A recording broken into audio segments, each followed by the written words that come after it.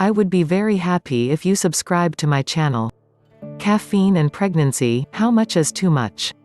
One of the first things most of us women prepare to say goodbye to once we see those two pink lines on our pregnancy tests is caffeine.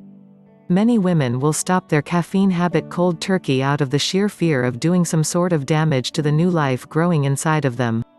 These women will swear off anything that has caffeine in it, from coffee and soda to even chocolate.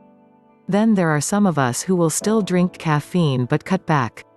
Instead of drinking 5 cups of coffee a day, we might cut back to at least 1 cup of coffee to get us through the day.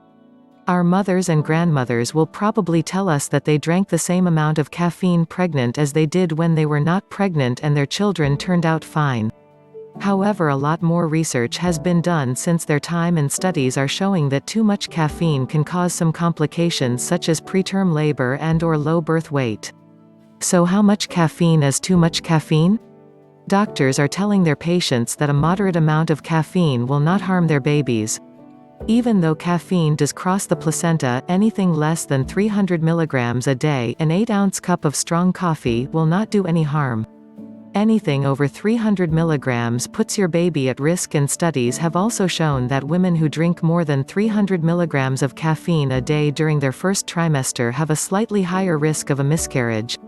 Studies have also shown that women who had over 500 milligrams of caffeine a day had babies who had faster heart rates and faster breathing rates. These babies also spent more time awake in their first few days of life rather than peacefully sleeping after their long journey.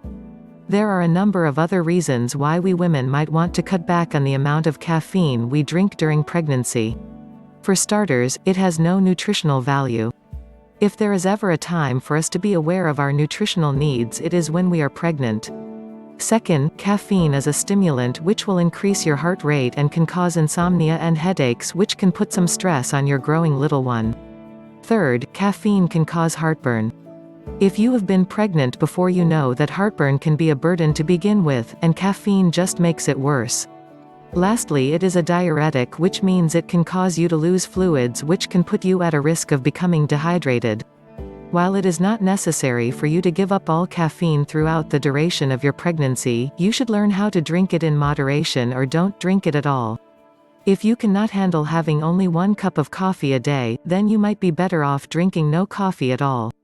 Stick with caffeine-free sodas and even decaf coffee. Remember though that decaf coffee still contains small traces of caffeine, so make sure you take that into consideration.